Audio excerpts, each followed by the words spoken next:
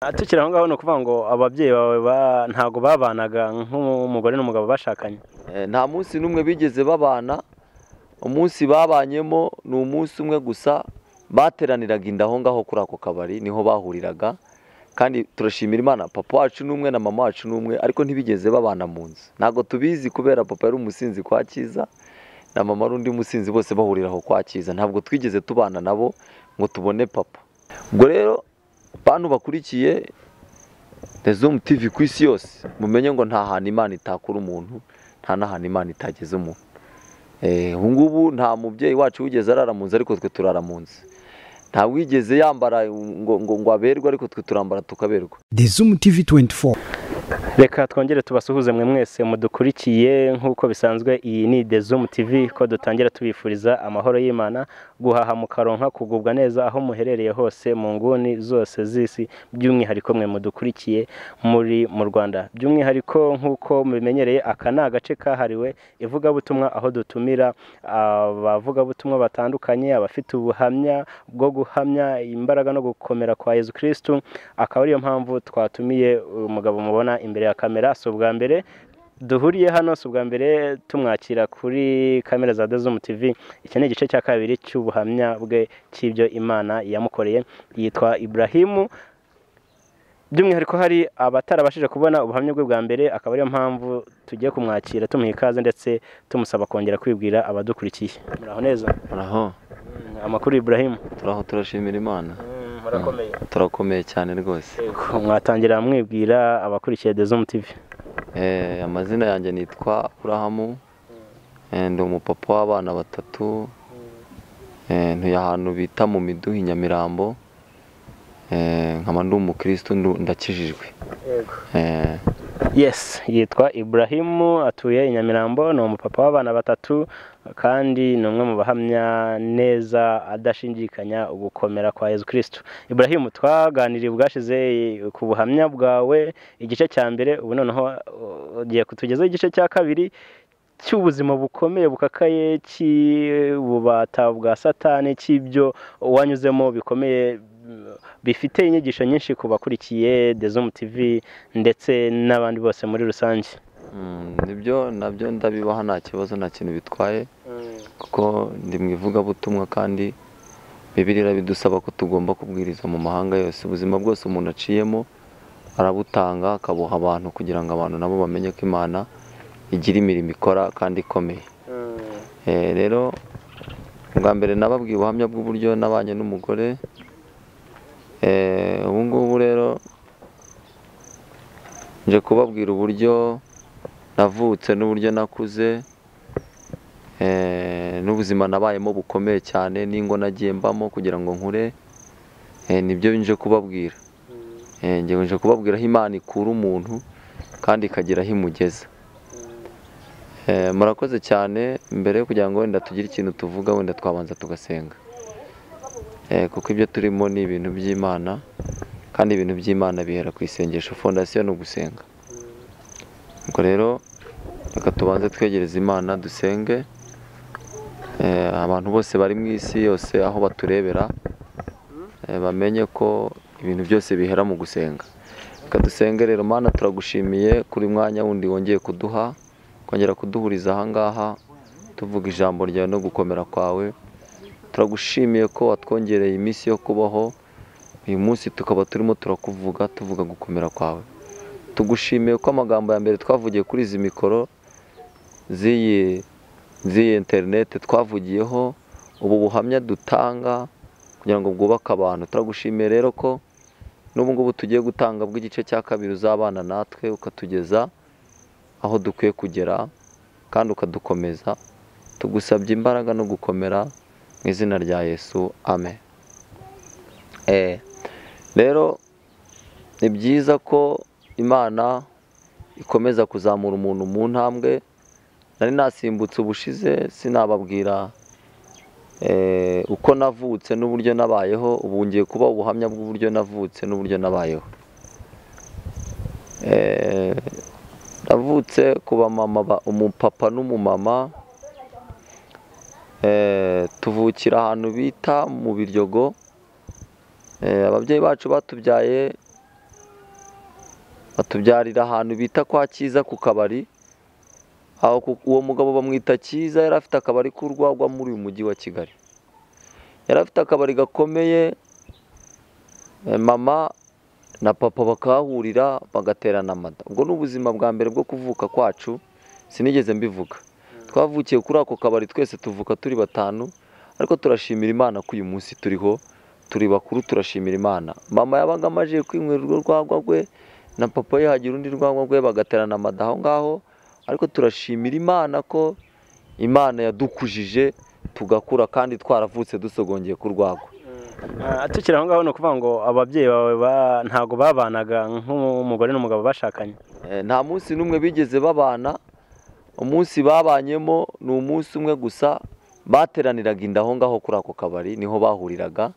Kandi turashimira Imana, papa wacu n'umwe na mama wacu n'umwe, ariko ntibigeze babana mu nzu. Ntabwo tubizi kubera papa yari umusinzi kwa Cyiza, na mama ari undi musinzi, bose bahurira aho kwa Cyiza. Ntabwo twigeze tubana nabo ngo tubone papa. Ubwo rero twakuze muri ubwo buzima, tuvuka muri ubwo buzima. Mama ikintu yakoraga muri mujyi wa Kigali, yafuriraga abantu mu ngo, akirirwa agendana agakapu karimo isabune n'iki, yirirwa agenda afurira abantu mu mihana muri Kigali. Nta muntu utamuzi mu Biryogo kwa Nyiranuma, ruguru yo kwa Nyiranuma. Mama rero yaje gupfa, apfa dusize bakuru banjye bo bari mayibobo bose. Papa nawe bwo yari akiriho, nawe ari aho ngaho nyine. Ariko mu gihe gitoya mama apfuye, yadusize njye na karumuna kanjye turi batoya. Yapfuye yaravuye i Kigali, ari mu ntara, ari ahantu bita i Kibungo, Rwamagana. Noneho apfa ari twe turiyo. Nyuma ubuzima bwaje gukomera i Kigali, kubera urumva yari umukene. Njyewe na murumuna wanjye tujyana nayo kuba iyo ngiyo. Umusaza yari yamuguriye inzu, tuyibamo iyo nzu. Mama aza gupfa, apfuye. Noneho njyewe mbona sindi buguma aho ngaho aho i Kibungo. Nari naragiraga inka, mbona si biri buvemo, mpita nkenyera agatenge ngakubita ku rutugu. Ubwo mubyeyi yamaze gupfa mu bihe bikomeye. Njyewe ndangije mfata inzira nzi Kigali. Navuye i Rwamagana n'amaguru ngera i Kigali, sinigeze ntega, sinanaparamiye imodoka, nageze i Kigali. Naraye aho bita Nyagasambu mu nzira rimwe gusa. Mu gitondo mbyuka ngera i Kigali, nari nambaye ibipantaro byacitse n'ibipira, murumuna wanjye musiga mu cyaro. Ngeze inaha i Kigali rero, ibibazo byari biriho bigenda biba birarangira. Umubyeyi umwe wapfuye bita Rusi aba aramfashe. Ndimo ndabaha ubuhamya bw'ubuzima nabayemo, ingorane nagiye ncamo kugira ngo mbe ngeze aho ngeze ubu. Ndangije uwo mumama arantoragura, arandera, arafata ashyira mu rugo, aranyoza. Nari nararwaye amavunja, arampandura. Ni umumama w'umukire wo mu Nyakabanda, yarapfuye. Ubu ngubu barampandura, bamaze kumpandura banyishyurira amashuri kukivugiza ndiga. Ariko kubera nyine natekerezaga muri umuntu wanjye namutaye mu buzima bukomeye no mu bihe twari turimo, nza kumusaba wa mumama ampa amafaranga, njya kumuzana mukura mu cyaro. Murumuna wanjye agera i Kigali. Ageze i Kigali bamujyana ahantu bita kwa mama Gogo, arahaba. Nanjye nkomeza kubaho. Rero nyuma uwo mumama naje kuvayo, sindi bubarura ingo nyinshi cyane nabayemo, ariko ndashaka kugera ku rugo rwa nyuma nabayemo, bimbera ibindi bintu bitari byiza. Niho nshaka kugera. Bantu rero barimo baratureba, nta muntu n'umwe, uko waba waravutse kose, waba uri ikimuga, waba nta maboko ugira, waba nta maguru ugira, ubutabazi bw'Imana iyo bwaje ntibureba ngo nta maguru ugira cyangwa nta maboko ugira. Waba waravukiye mu kiraro, waba waravukiye hehe, Imana yaje gutabara, nta hantu na hamwe itakura umuntu. Nsubiye inyuma, hari igihe mu rugo aho twabaga ku Mumena, ababyeyi banjye, mama wanjye yajyaga ava gufurira abantu, akazana ubugari akazana n'urusenda agateka amazi y'ubugari akadahanura muzi y'amazi aba ari ku ruhande baba badahanuye ashyushye noneho barangiza bakashyiramo urusenda tukajya dukozamo ubugari. Reba ubwo bugari bwaguraga senkani bw'umukara bitaga kibungo, ubu urebe nawe wibaze ngo ubwo bugari umuntu waburiye n'ayo mazi yagira izihe ntungamubiri. Ariko turashimira Imana twize kurya urusenda turi bato, ariko turashimira Imana ko Imana yadutabaye. Uyu munsi tukaba turi abagabo bo guhamya ibya Yesu, turarya ibiryo bikaranze, turarya ibiryo birimo umunyu, turarya ibiryo bimeze neza, ni ukubera Imana n'ubutabazi bw'Imana. Abantu rero bakurikiye The Zoom TV, tayo ngo tubabwire ngo impande enye zose z'isi n'abari mu Rwanda, nta hantu Imana ishobora kubaho itakura umuntu. Niba ushonje umenye ngo Imana yakugaburira, niba waravukiye mu muhanda umenye ngo Imana yagukura mu muhanda, niba waravukiye mu buzima bukomeye umenye ngo Imana yagukura ahakomeye. Natwe twavukiye ku bubari bagahita badusogongeza ku icupa ry'urwagwa,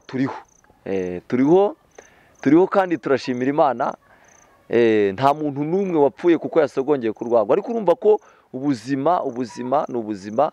N'uwo cyiza aho mama yanyweraga na papa, iyo atubonye ntamenya, ntabwo ashobora kumenya ko ari twe, kuko turashimira Imana ko Imana igira imbaraga. Umuntu rero aho wavukiye hose ntabwo Imana ihareba, izagutabara. Noneho dukomereje aho narindi, twamajije kugera i Kigali njye na murumuna wanjye, njyewe mpita ntangira kuba mu ngo, nabaye mu ngo nyinshi zigera muri 45. Urugo rwa nyuma rero nabayemo rutari urwanjye ndi mubu, ni urugo nabayemo ariko nshaka kugwaho kugira ngo nkomozeho ku buhamya bwaho ubundi ndangize. Nabaye ahantu henshi cyane, ngenda niga imico. Urumva guhera ku rugo rwa mbere wiga umuco wa mbere, mfashe n'imico yo mu rugo uko ababyeyi banjye babagaho, mfashe n'imico y'abandi, byose nturaho kubitaho iyo mico yose. Rero urebe uwo muntu ukuntu uyu munsi yaba ameze, ubu yaba ameze ate, wamureba ukagira ngo Imana nta kintu ikora. Ubundi ntarajya kuba muri izo ngo nabaye mayibobo, mara imyaka nk'itatu mu muhanda, nywa kore, nywa esanse, nywa mazutu, nywa ibintu byose bibaho. Ariko ntabwo waba tubona ngo umenye ko ari twebwe. Aratureba ukabona nyine Imana hari ahantu yadukuye. Ntabwo rero ubuzima Imana ishyiramo umuntu izahora. Bibiliya ivuga ngo ntabwo Imana izahora ibabaza umuntu iteka, hari igihe kizagera Imana igirira umuntu imbabazi cyangwa imugirire ibambe gusa. Ubundi hari ubuzima tubamo ukareba ukabona ntabwo wabuvamo, ariko kuko Imana yagennye ko uzabuvamo wowe ubuvamo. Ubwo rero bantu bakurikiye The Zoom TV ku isi yose, mumenye ngo nta hantu Imana itakura umuntu, nta n'ahantu Imana itageze umuntu. Ubu ngubu nta mubyeyi wacu wigeze arara mu nzu, ariko twe turara mu nzu. Nta wigeze yambara ngo aberwe, ariko twe turambara tukaberwa. Kubera yuko Imana ntabwo ireba aho umuntu yavukiye, ahubwo ireba icyo ishaka kumukorera imbere. Ireba icyo ishaka imbere, ejo hazaza ibicunga ngo ejo nzamukorera iki, ejo azaba iki, uyu munsi ni iki. Irareba, ntabwo ireba ubuzima urimo uyu munsi, ireba icyo uzaba cyo imbere, ikakunyuza muri ubwo buzima kugira ngo ejo nugera mu bundi buzima Imana izakugezamo ntuzibagirwe. Ubwo rero ndagenda mba muri izo ngo, ziragenda zirarangira, ngera ku rugo rwa nyuma nabayemo kugira ngo mbe mu rwanjye. Nahabaye imyaka myinshi, sinahabaye imyaka mike. Nagiye nyura muri buri pariti kugira ngo ntaza kugenda simbutse nahaciye byose ntabivuze. Ubwo rero ngeze muri urwo rugo, ni urugo nyine rw'abantu badakijijwe, nta rugo na rumwe nigeze mbamo rw'abantu bakijijwe. Nabaye mu ngo z'abantu badakijijwe. Urwo rugo rero ndugezemo,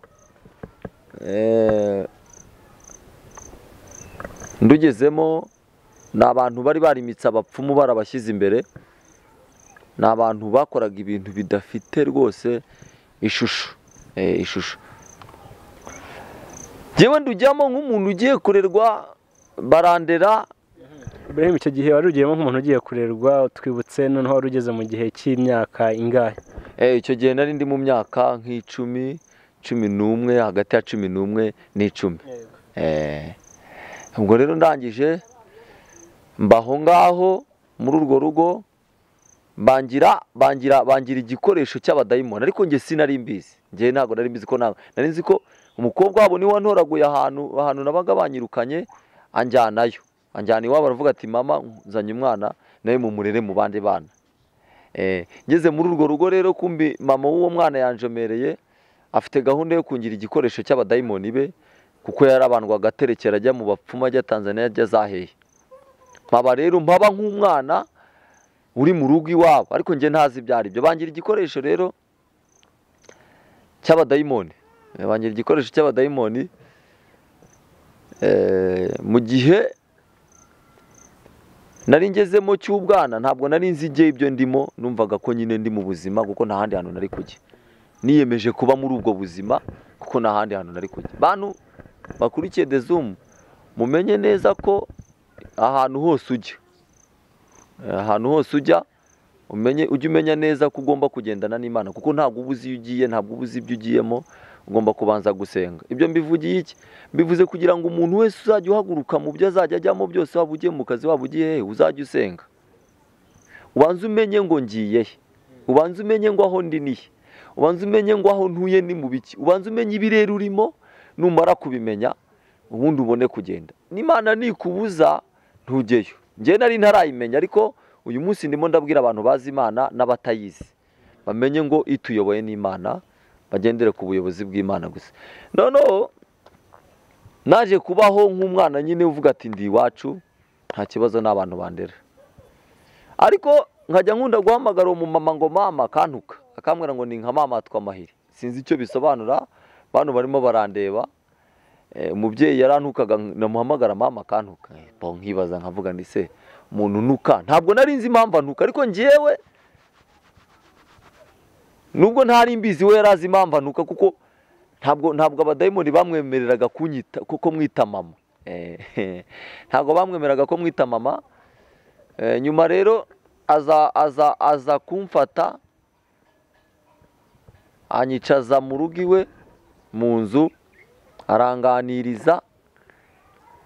Noneho ahantu naje kumenyera ko ndi igikoresho cye cy'abadayimoni, nsubiye inyuma gatoya, ni ahantu yari afite umukobwa uri bushyingirwe, uwo mumama nabagaho nyine.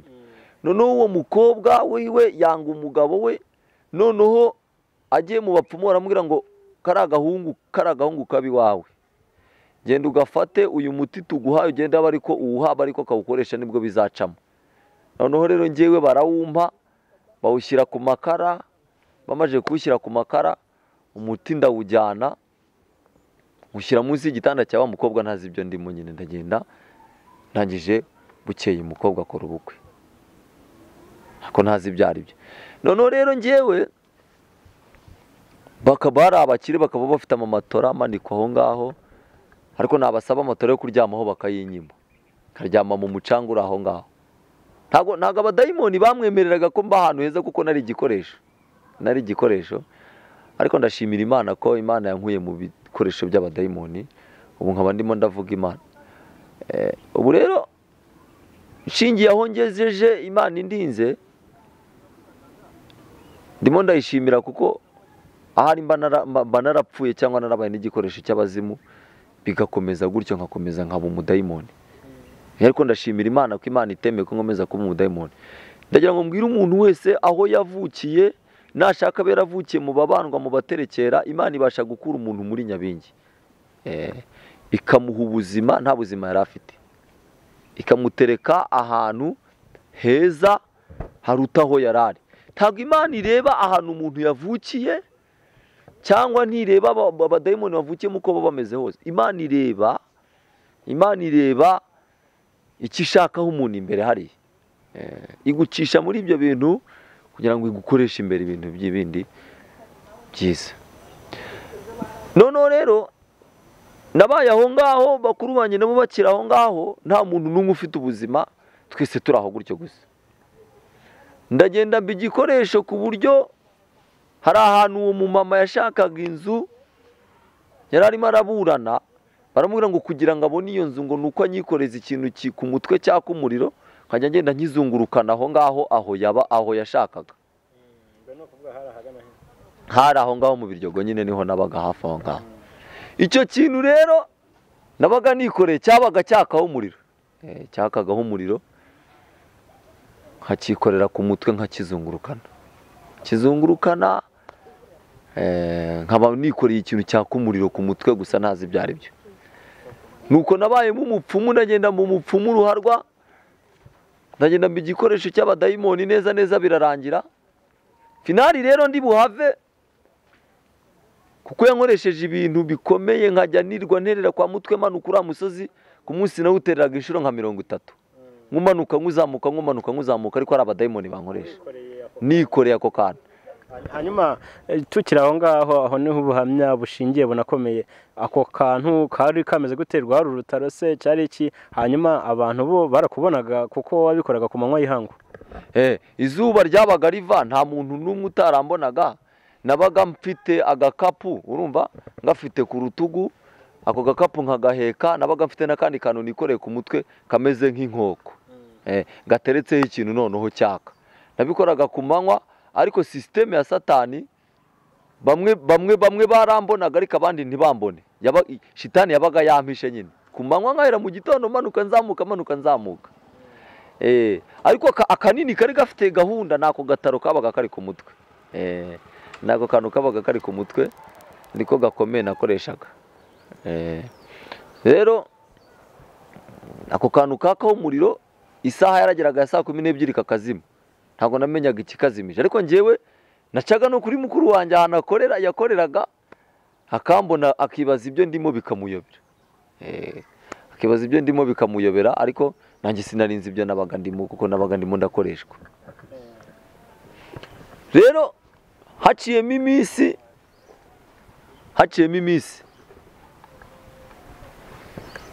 habaye icyo gihe, habaye ubukwe burangiye. Umukobwa wari wakoze ubukwe arangije saa 5 z'ijoro, ubukwe burangiye, noneho undi mukobwa bari barabikuriyemo ibyo bintu waho, we aravuga ngo njyewe ngo nibanyirukane, ngo kuva ngo uwo mukobwa agiye ngo nta kintu ngo ndimo ndamara, ngo nibanyirukane. Ashoza urugamba, saa 6 z'ijoro baranyirukana, ndagenda. Uko niko nahavuye, ariko mbere yo kuhava Imana yantumyeho, kandi icyo gihe nari narakizwa nkiri mu idini nari ndimo. Imana intumaho umuntu, araza duhurira mu muryango, arangije arambwira ngo aha hantu ugiye kuzahava. Ariko sinari nzi ibyo avuze kuko yari umurokore, kandi njye nari ndi mu idini ritemera ibyo. Ubwo rero bica muri izo nzira, baranyirukana ndahava. Ariko majije kuhava, abadayimoni ntago bemeye ko mpava, ahubwo baramfashe banyimurira kuri wa mukobwa wakoze ubukwe. Njyayo rero naho njya kumubera umucakara, mba igikoresho cyiwe. Igihe kiragera ndahava, mpavuye njya kwa mukuru we nanone, barakomeza baranzubaza, mba igikoresho cy'abadayimoni. Ariko finali Imana irangije inkura muri uwo muryango mubi, muvamo. Nawuvuyemo rero njya kubana na mukuru wanjye wundi aho yabaga, ari nako nahise mbana na wa mugore muri iyo minsi yose nanyuzemo nababwiye bwa mbere mu buhamya bwa mbere. Rero icyo nabwira abantu bakurikiye The Zoom TV, tubaho mu buzima bugoye, tukaba abapfumu tutazi ko turi abapfumu, tukaba mu byaha tutazi ko ari ibyaha turimo, ariko Imana nyuma yazatureba ikabona ko dukwiye kurobwa mu banyabyaha. Imana ikaturoba, yamara kuturoba ikadutereka ahasha no ku rugero ishaka. Uyu munsi ntabwo nakwambara kositimu ngo ngere imbere y'uwo mumama ngo amenye, kuko ubu ngubu sinkiri igikoresho cy'abadayimoni nk'uko yamfataga nk'igikoresho cy'abadayimoni. Ariko mutekereze kuba umuntu yaramanikaga amatora za dubure zigura za miliyoni, abana be bakaryama ku matora, njye nkaryama mu mucanga, mu kizu cyari kitaruzura, cyari kiraho ngaho gusa. Ubwo rero ni ukuvuga ngo nta hantu Imana itakura umuntu, nta hantu Imana itageze umuntu. Turashimira Imana rero ko Imana yadukuye muri ubwo buzima. Iyo turimo turatanga ubu buhamya, ntabwo tuba tugira ngo tubutanga abantu tubiyabonesheho cyangwa batumenye, tuba tugira ngo abantu bakizwe. kandi iyo abantu bakijijwe natwe kuri twebwe umugisha utugeraho. Muntu rero ufite ibibazo, uri mu kabari, muntu uri mu bapfumu, muntu uri mu byaha, muntu uri mu buzima budafite ishusho, uyu munsi nakugira inama ngwino uve mu byaha ukizwe, ubundi Imana ikugirire neza. Ntabwo Imana ari ingome, Imana si ingome, Imana si umwicanyi, Imana igira imbabazi. Ibi mbivuze kugira ngo wumve ko Imana igira imbabazi kandi Imana itanga agakiza. Muntu rero uri mu mpande enye zose z'isi, ushingiye aho Imana yankuye, ukumva ubuzima nabayemo n'ubuhamya bwanjye n'ingo nabayemo 45. Hari urugo nabayemo, reka ndugarukeho, rwabaga igikondo, rw'umumama wari utuye hakurya, umwarabu, urumva? Reka naho mpagaruke kuko naho ndumva nshaka kuhavuga. Ingo zose nabayemo bakankorera ibintu bitari byiza, ndumva nshaka kuzivuga. Uwo mumama yari umurundi, yabaga ahantu bita mu Cyumbata aho ngaho, ariko aba hirya ahantu bita ku Biraro.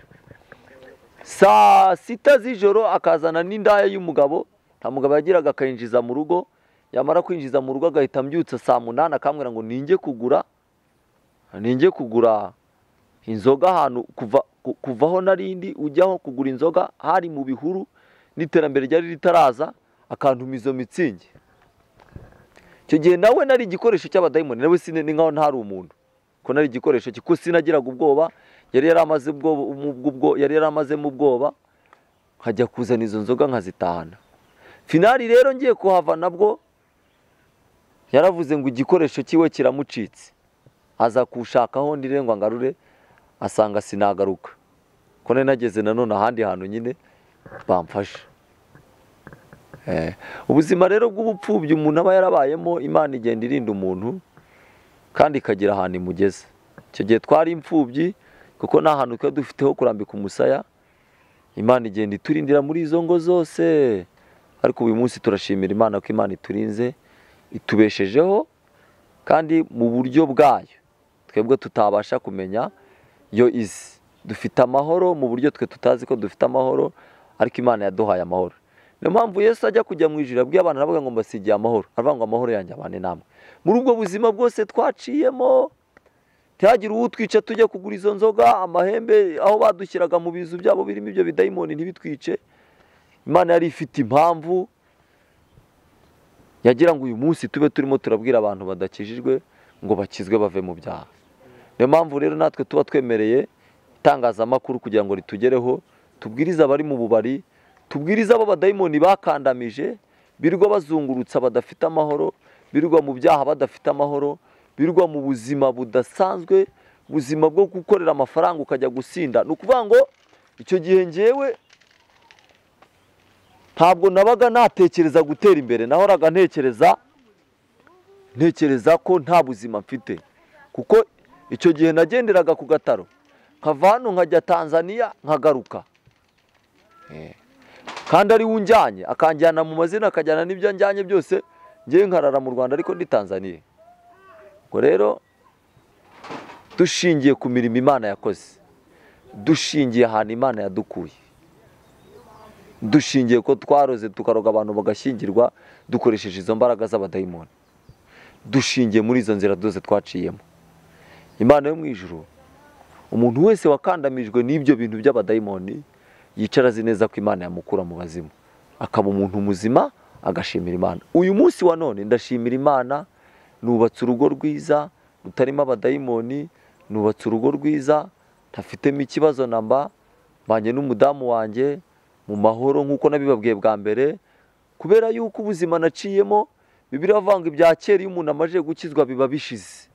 Murabona ko undebye rwose urabona ko ndi umuntu ushyitse, urabona ko ndi umuntu Imana yagiriye neza, urabona ko nsigaye ndi inzobe, icyo gihe nari igikara kubera kubaho mu buzima budasanzwe. Umuntu wese uri murandeba urabona ko ndi umuntu rwose umeze neza, ubu mbanye n'umudamu neza cyane, kubera yuko ubuzima bwa kera Imana yarabwibagiwe, ubu ndi mu bundi buzima.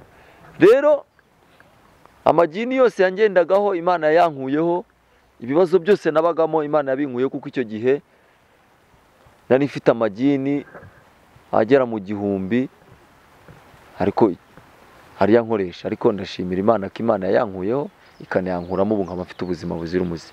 Rero Imana ibaha umugisha, nasoza mbabwira ngo muve mu byaha muze mukizwe, Imana namwe izabagirira neza. Ubuzima bwose waba waraciyemo ntabwo Imana ibureba, Imana ireba icyo ishaka ku muntu, niryo jambo nababwira. Kandi ikigushakaho ntabwo ari icyo abantu bagushakaho, Imana ishaka gukizwa ngo ikugirire neza, nawe guha ubuzima buruta ubwo wari urimo. Murakoze cyane, Imana ibaha umugisha. Iblahim, dusoza, ubuzima wabayemo bugoye, ubuzima bwo ku muhanda, ubuzima bwo kuzerera bw'uruzerero, ni irihe somo bwagusigiye ku buryo wareba iyi video waba ukiri muri ubwo buzima bugoye byamufasha nawe akabohoka, akaba yatera intambwe zo kuva muri ubwo buzima? Isomo nakuyemo rero ribi rya mbere, isomo ribi ni uburere bwinshi nagiye mfata, bumbana bwinshi mu mutwe, ndangije kubukontorora birananira. Ubwo rero bumananiwe kunkontorora, hari igihe ubwo buzima nagiye ncamo bwagiye n'ubu bukingaruka, imvune zose nagiye ngira zambanye imvune. Ariko isomo nakuyemo ni uko iyo umuntu akoze ibyaha byinshi cyangwa akaba mu buzima bubi cyane, ingaruka agenda zigira no ku bana, hari igihe bugenda bugaruka iyo adakijijwe, ariko iyo umuntu akijijwe birarangira. Ingaruka rero nakuyemo ni uko nabayeho mu buzima bukomeye cyane, kurara mu muhanda hari igihe bingaruka, kugira ibyo byabo bapfumu hari igihe bingaruka, ariko ndashimira Imana ko iyo umuntu akijijwe Imana ibikuraho. Rero bantu bumva ubu buhamya bamenye ko iyo umuntu akijijwe akava mu byaha, Imana ntabwo igarura ibya kera. Isomo ni ubuzima umuntu aba yarabayemo. Murakoze cyane, Imana ibaha umugisha. Hanyuma dusoza, dusengere, uduheshe umugisha, abakurikiye iki kiganiro ubaheshe umugisha. Hanyuma nurangiza kudusengera urongera uduhe nimero za telefone ku batarabonye ikiganiro cya mbere, baba bakeneye ubufasha bwawe bazikure muri iki kiganiro cya tuzakomereza.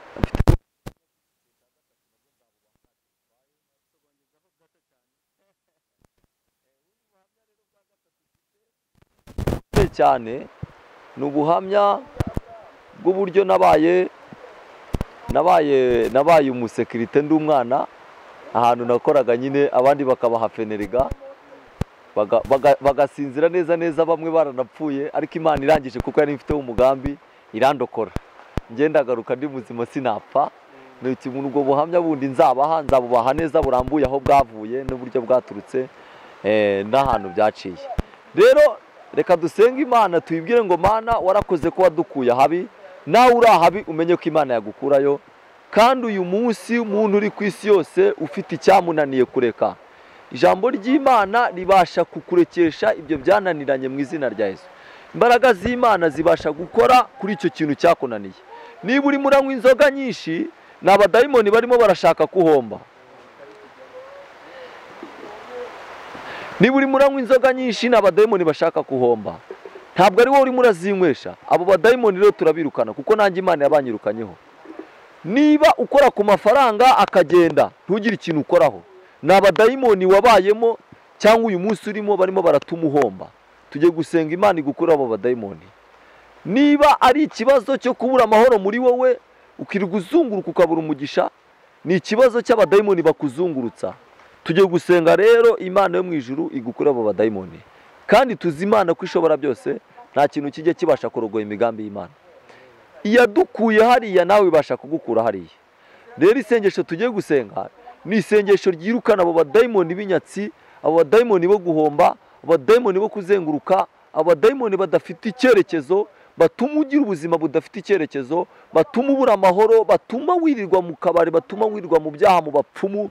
Abo badayimoni tugiye kubirukana mu izina rya Yesu. Umuntu wese uri mu mpande enye zose z'isi amenye yuko Imana ishobora kumukura muri ibyo bibazo. Ntabwo ari wowe wabyishyizemo, ni abadayimoni babigushyizemo.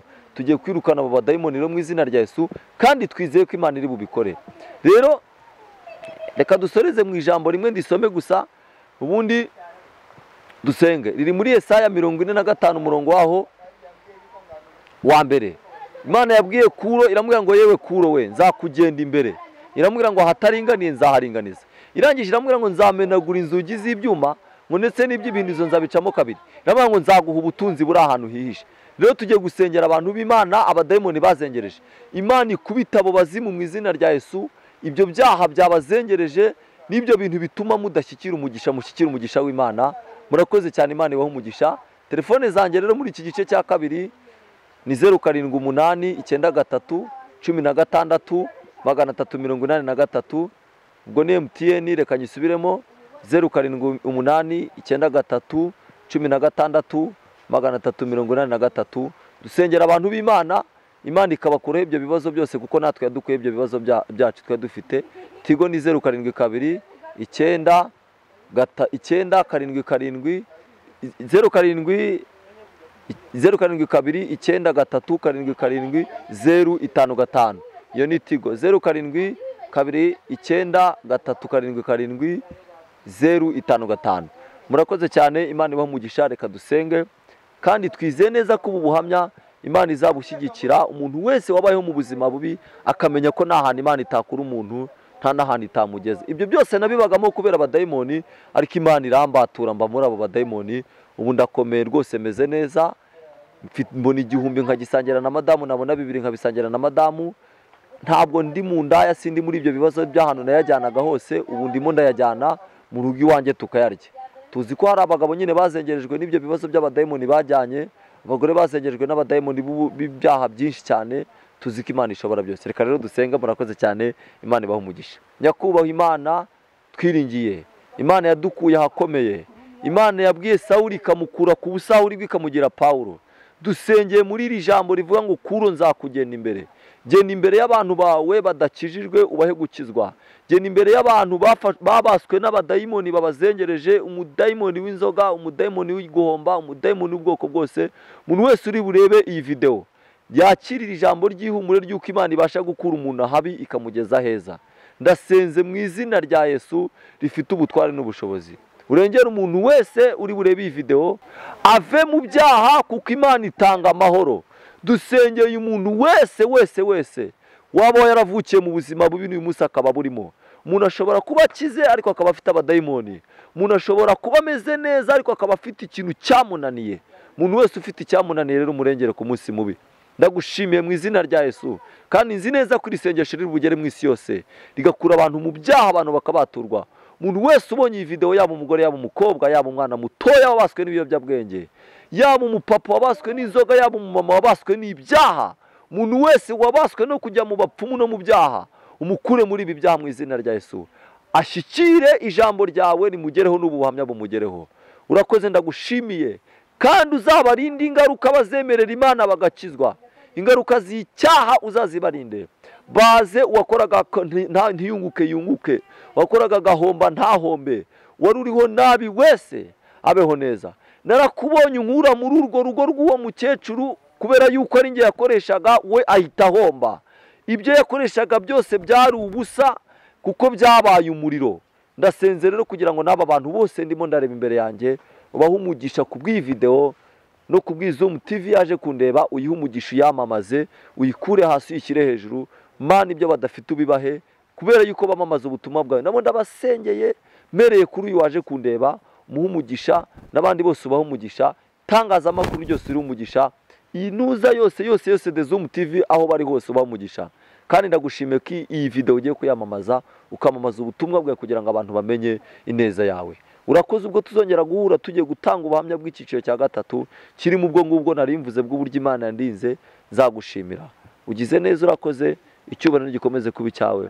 Tugusabye umugisha mu izina rya Yesu, amen. Yes, urakoze cyane Iblahim. Bakunzi ba ZOOM TV, nk'uko mubyumva, ntaho Imana itakura umuntu. Uyu mugabo afite ubuhamya bukomeye, afite ubuhamya bushimangira ugukora kw'Imana, bushimangira imbaraga za Yesu Kristo. Nawe ibyo urimo byose, aho uri hose, ibikugoye byose, Imana yakugirira neza ikabikuvanamo.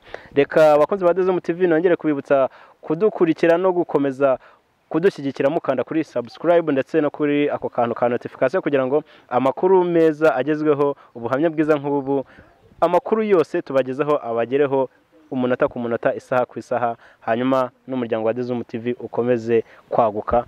Murakoze cyane kudushyigikira, kandi murakoze gukomeza kureba ama video yacu. Iblahim wakoze cyane. murakoze cyane, Imana ibahe umugisha, kandi muhaye karibu muzagaruke, kuko ibyo tuba turimo turavuga n'iby'Imana n'abantu baba barimo barabyumva n'ab'Imana, kandi namwe Imana ibahe umugisha ibagure. Murakoze cyane. Yego, nawe Imana iguhe umugisha. nawe utarakanda subscribe kanda ku kamenyetso k'umutuku kanditseho subscribe kugira ngo uzajye ubona n'izindi video zitandukanye utasanga ahandi. Turabakunda.